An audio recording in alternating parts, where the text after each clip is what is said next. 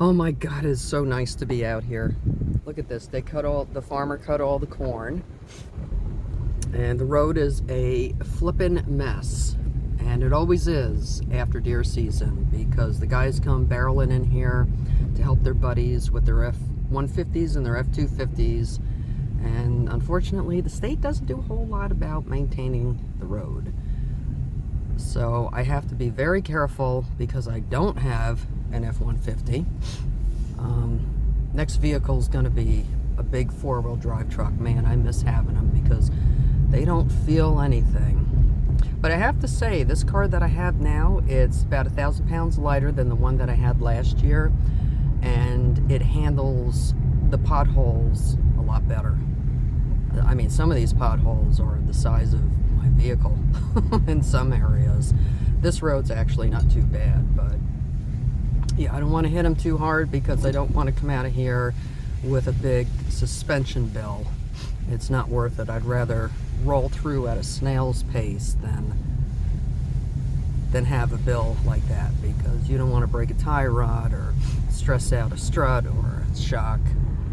Look at this. Oh, it's been 3 weeks since I've been out here. No, it's been longer. It's been a month since I've been in this state forest.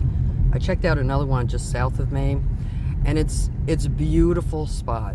It's a really nice state forest for hunting, but it's 10 plus miles more on top of what I'm doing to get here from my house, and I'm not that familiar with it.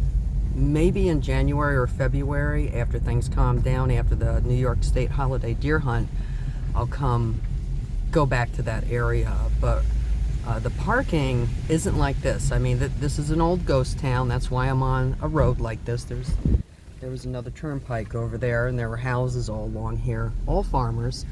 So it's a lot more accessible for the interior. But the other state park that I went to, they have specific areas, and there are only 30 of them. Here there are 78. And you have to share the area with other hunters. You do here also, essentially, but you have a lot more space because when you get into your parking area, there's an old lane right there. I don't go down there anymore because it's become a mud hole. It's just not good for your axle joints, real bad. So anyhow, the other state park, if you get into a parking lot, there could be 5 other cars there with hunting permits on their dashboards, but you don't know where they are. At least here, we're separated by a certain degree of distance, which I think makes it a little bit safer. This is the area up here where I got all those pheasant back in October and the beginning of November. Yeah, I got 6 this year without a dog. I'm pretty proud of myself. Ooh, there's an axle buster right there. Oh boy. Ouch. Sorry, car. Oh, in a mud hole. Yeah, mud. If they're dry holes, they're not so bad, but if they're full of mud, you better get to the car wash when you leave, because you don't want axle problems. That's for sure. Even the big trucks can have a problem with that, but they have a lot more clearance than I do. So it's a beautiful day. The sun is shining, and I see there are new. This is the field I'm going to over here. I'm gonna pick a parking spot on this side of the road, and I see that there are new blue strings up. Now the blue nylon strings in this state forest indicate that one of the pheasant breeders was out here and released. That was where I got a lot of pheasant there too. And so that's a good sign, not unless somebody just retied it, but it's possible that they did another drop-off of pheasants and quail and what do you call them, bobwhite, and sometimes chukar, or chukar, however you pronounce that. So I'm gonna pick, ooh, ouch, I'm gonna pick this right-hand side of the road because I have an excellent combination of hardwoods. There's cliffs in there, there's a lot of overhangs, and I have the field. I have 2 fields, so we'll see what happens. This guy has a cart, in the back of his truck. So I'm not going to disturb him. I can't park there because he's already claimed the spot. And this is the last day of regular season in New York until the holiday hunt begins on the 24th or the 26th of December. So I'm going to leave him alone. I'm a little disappointed, but it's first come, first serve. So I'm just going to continue to the next parking spot, which will give me basically the same combination of field and hardwoods that I was looking for in that spot. Where is he? There he is. See him crossing the road? And he looks like he doesn't even know what the heck he's doing.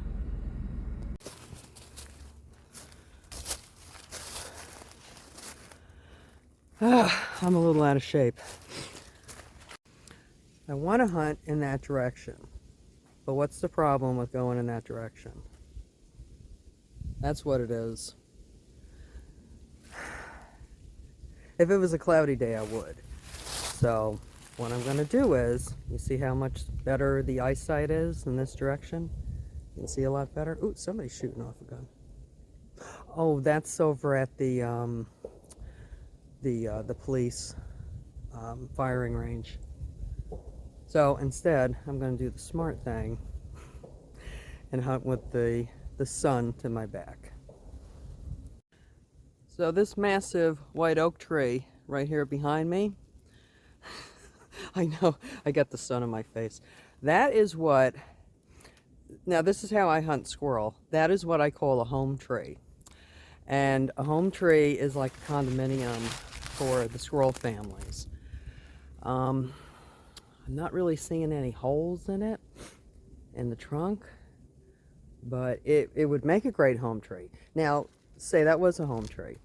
Wintertime home and summertime home for the squirrels, because looking around, and now I also have to keep in mind, we're not seeing many squirrels this year, so I'm keeping the predation in mind with the hawks and the coyotes. But you wouldn't always necessarily see summer nests, which is the big bunches of leaves up in the trees around a home tree like this, because everything they need is right in that tree. All the lodging and fleas and crap and BS and whatever squirrels do. So that would suffice for them. So what I could do is I could glass it, see if there are any entryways, walk around the base of it, and see if there are any areas where the squirrel comes off the ground. It almost looks, I call it a doormat, where the squirrel would come from the forest floor as it climbs up onto the tree.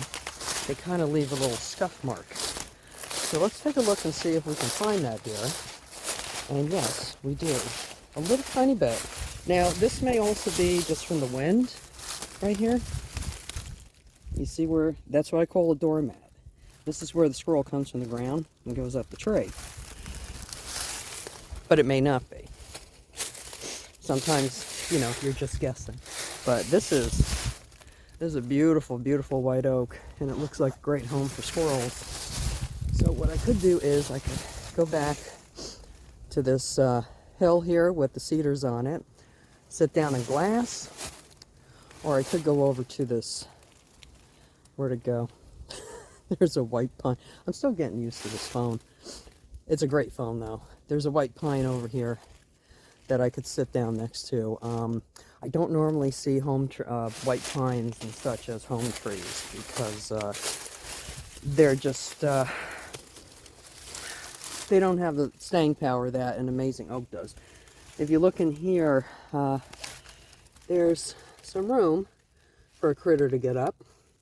A lot of this duff that you see right here, this could just be natural, or it could be from the squirrels or chipmunks going up and down.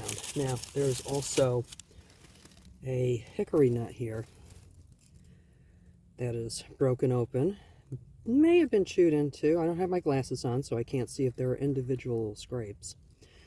But those are some of the indications that I look for if I'm squirrel hunting. And today it could be rabbit or anything, but I really have my mind on squirrel. So there are your pro tips for the day. I just checked my whereabouts on my map. I was actually heading into the sun because that area really intrigues me. But when I saw where I was on the map in relation to that first hunter that I saw on the way in, who's trying to get a deer, I was getting a little too close. So I turned around, and I'm on a mountain biking trail right now, just making life a little easier for myself. I'm going to give him his privacy, but I'm also kind of hoping that maybe, with any luck, I might have roused up a nice big 8-pointer and sent it in his direction.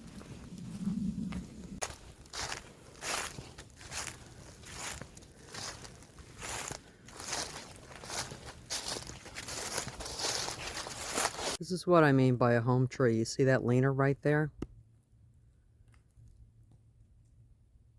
And up in there you see a couple of holes. There's one like right there. A squirrel, there's another entry point. A squirrel just tear-assed in front of me and ran up that tree and disappeared. So I got skunked again. But that's winter living quarters for a squirrel right there. They probably have a nice cozy little setup in there. I should have wore the hat with the brim.